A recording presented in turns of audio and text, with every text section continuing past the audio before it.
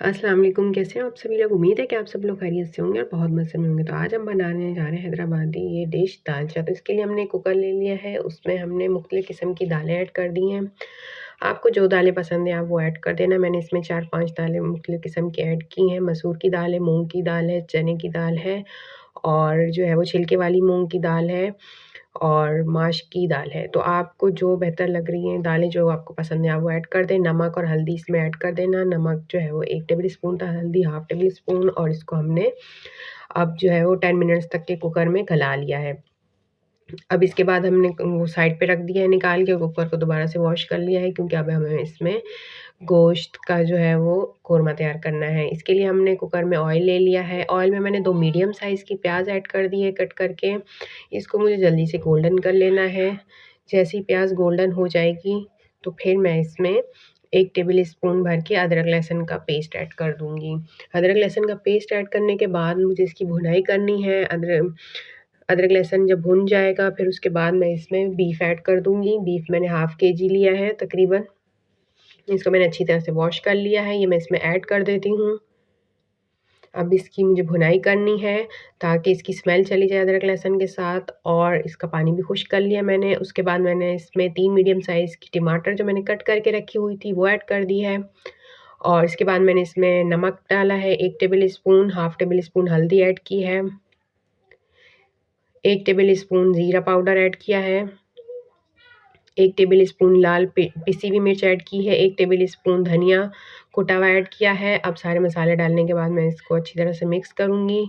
यहाँ पे मुझे इसकी अच्छी तरीके से भुनाई करनी है। यहाँ पे मैं 2 मिनट के लिए इसको ढक देती हूँ ताकि टमाटर जो है वो गल जाएँ। याद रखना ये मैंने कुकर को बंद नहीं किया है। ये देखिए यहाँ पे टमाटर गल चुके हैं। यहाँ पे मैं गरम मसाले ऐड कर देती हूँ। एक तेज़पात है, एक स्टिक जो है वो दालचीनी की है, 2-3 लौंग है और 3-4 काली मिर्च है।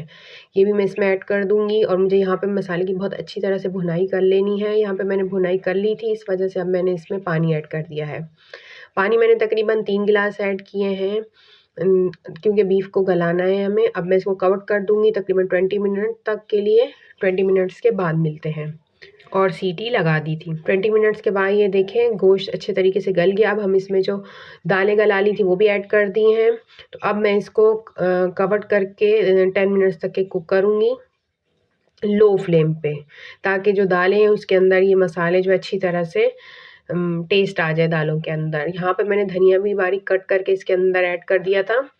ये देखिए अब इसको मैं लो फ्लेम पे रहने दूँगी 5 मिनट तक, जब तक के लिए मैं इधर बघार की तैयारी कर लेती हूँ। पैन ले लिया है मैंने, उसमें ऑयल ले लिया है, उसमें मैंने ये हरी मिर्चें ले ली हैं, उनमें मैंने कट लगा दिया है और इसका अच्छा सा गोल्डन सा कलर कर लेना है और ये मैंने गोल वाली लाल मिर्च भी ऐड कर दी है इसमें। इन दोनों को मुझे गोल्डन कर लेना है और थोड़े से मैंने इसमें लहसुन के जवे ले लिए हैं, उनको कट करके इसमें ऐड कर दिया है। इससे बहुत अच्छी सी खुशबू आएगी हमारे बघार में। ये देखें कितनी कलरफुल सी जो है वो हरी मिर्चें और लाल मिर्च जो है वो गोल्डन कलर की होगी और कितना अच्छा सा कलर आया इनका। अब ये बघार हम इसमें ऐड कर देते हैं। ये देखिए कितनी खूबसूरत सी लुक आई है हमारे इस दालचा की। आप देखिए बहुत ही मज़े का लग रहा है ये। यकीनन आपको ये बहुत पसंद आएगी रेसिपी। आप ज़रूर घर पे ट्राई करना। बहुत ही अच्छी खुशबू आ रही है। तो चलिए जब इसको सर्व कर देते हैं। ये मैंने चावल भी बॉयल कर लिए थे, जीरे वाले चावल।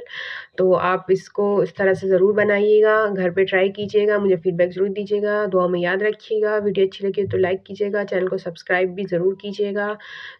अल्लाह हाफ़िज़।